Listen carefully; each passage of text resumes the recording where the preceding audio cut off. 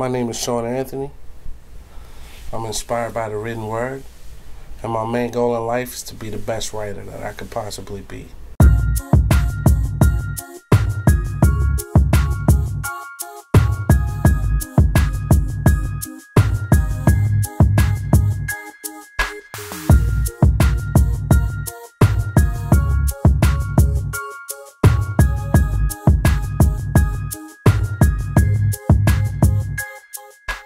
Holla, my name is Paula-Anne Sherron, and welcome to this episode of Local to LA. Today I'm with rapper, composer, and writer Shawn Anthony. What's happening? How you doing? No, keep going. Sing us something. Yeah, Sing you know, I rap, I don't sing. Rap. Okay.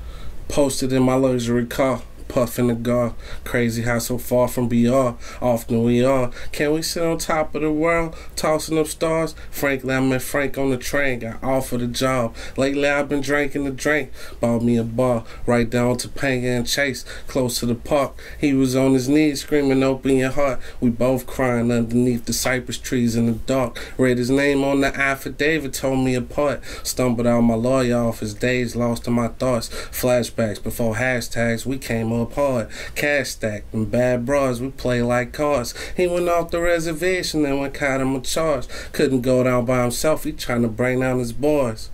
How could you fuck the only people that love you? I asked him for the slugs flu.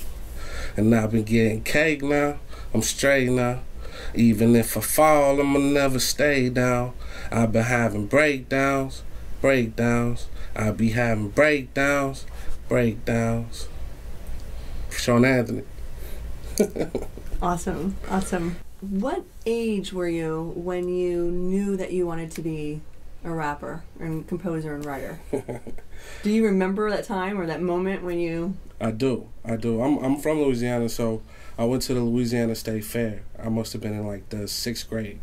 And Boogie Down Productions were performing. And it was so dope because I was young, but they were young too. And he had a line in his song where he said, I make about a G a week, fuck school, you know?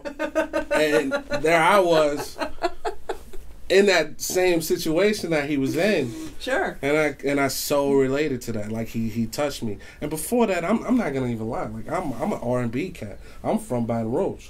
You say you like jazz. That's right. That's where I was from. I'm from, you know, Aretha Franklin, Anita Baker. Mm-hmm. That's the kind of stuff I was listening to. Al Green, Teddy Pendergrass, you know, Otis Redding. That was my soundtrack. Like a lot of the first hip hop that came out, I wasn't even listening to it. But when it turned to NWA, when they started talking about the streets, when they started talking about, you know, socioeconomic conditions, that is when my ears perked up. And I was like, oh, hold on.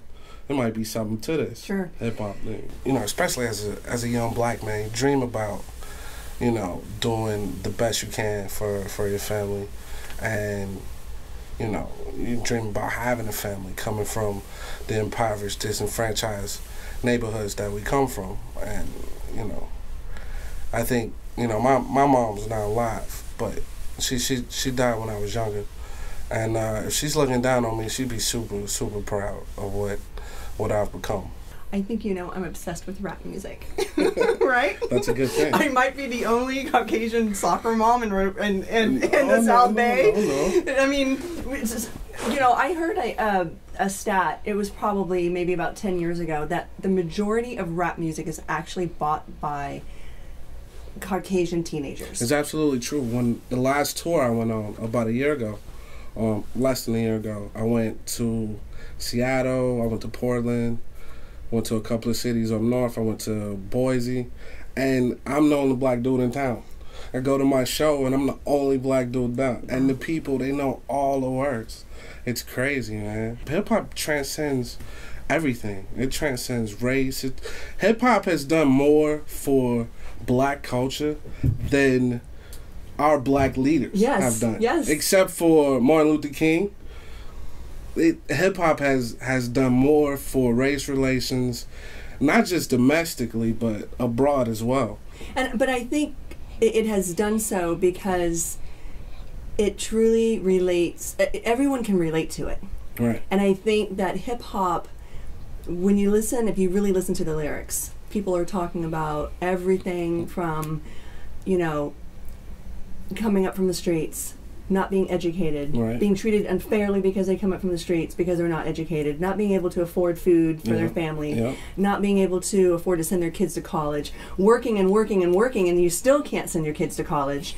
I just think socially people can relate to it, and so I think that's why it transcends through all It's always cultures. been the case. I remember when I was a kid, I heard Eminem. He said, "I'm tired of not having a phone. Yes. I'm tired of not having a home to have one in, if I did have one on." And I didn't even care what race he was. When he said that, he was my favorite rapper because that touched me.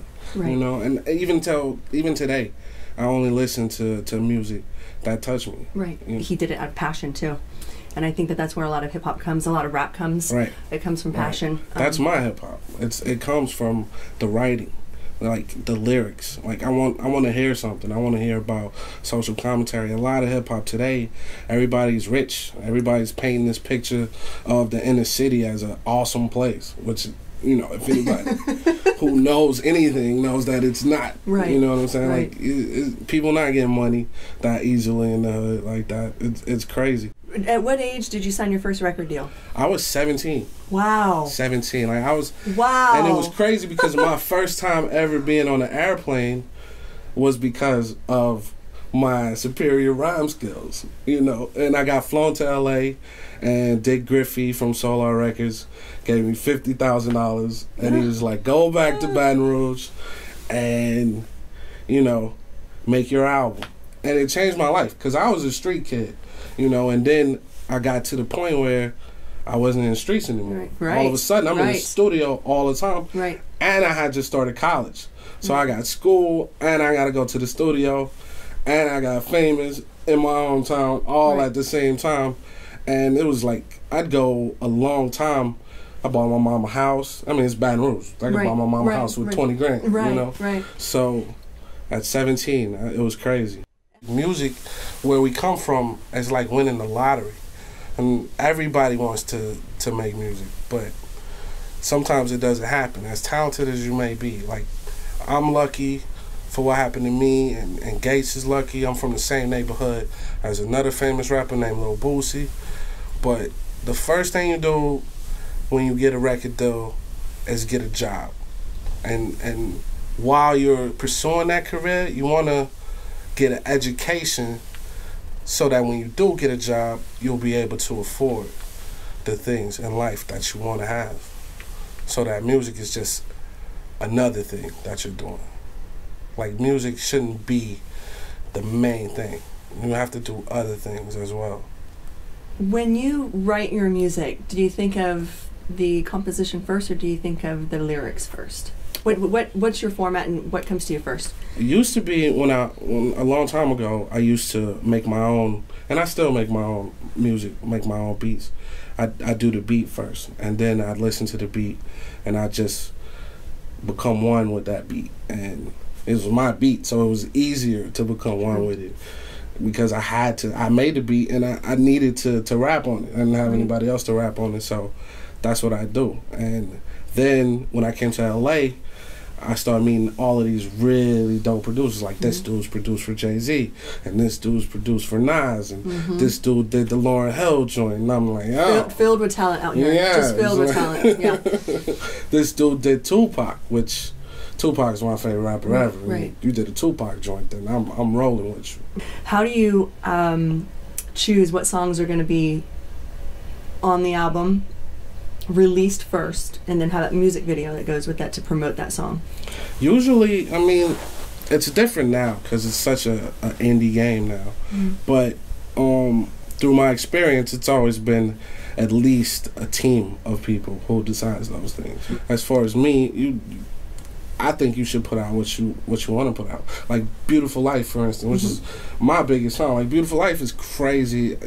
I make, and it's not a lot of money, but I make a little bit of money off of Beautiful Life, and Beautiful Life is like 5 years old. And people are still like, I see a lot of, when I look at the numbers, I see a lot of people from overseas buying. I see a lot of people here, and they're discovering it for the first time every month. Right. Which is crazy to me. That song was on the Entourage soundtrack. Yeah. Now, how many songs have you had on this on that total for the series, for the TV series? For the series, I've had about 14 songs on Entourage.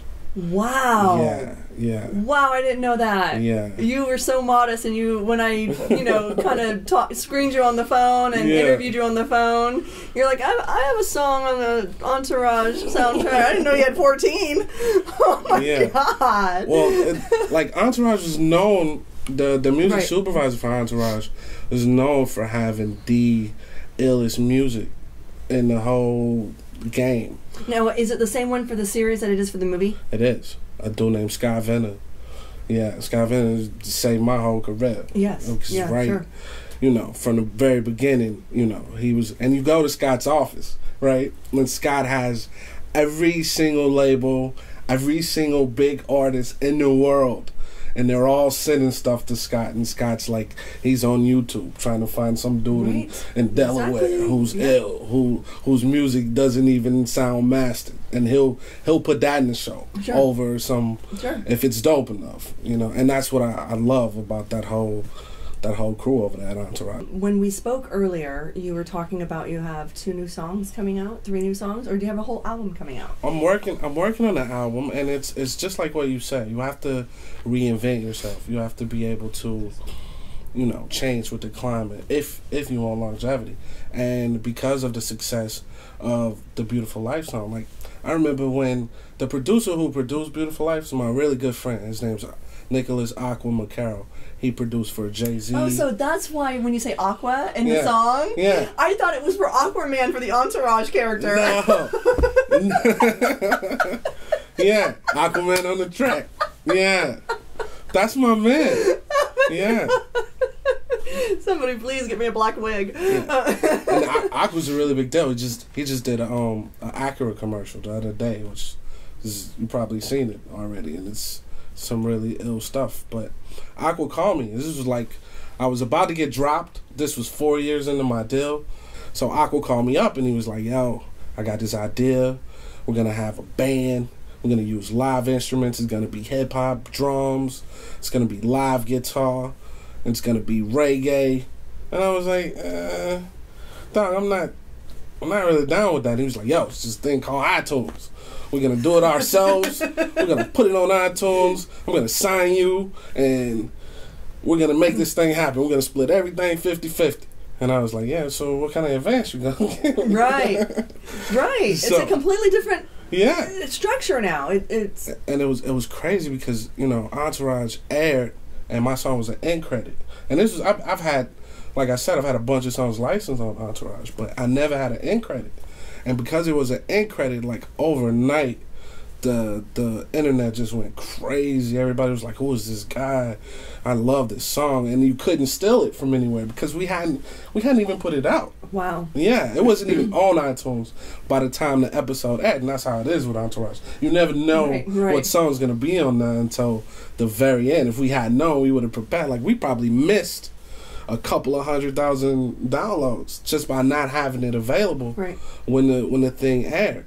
What type of venues do you play here in Los Angeles, and what type of schedule do you have when you do release something that's new? I've played every venue that there is, and I've played the House of Blues on Sunset.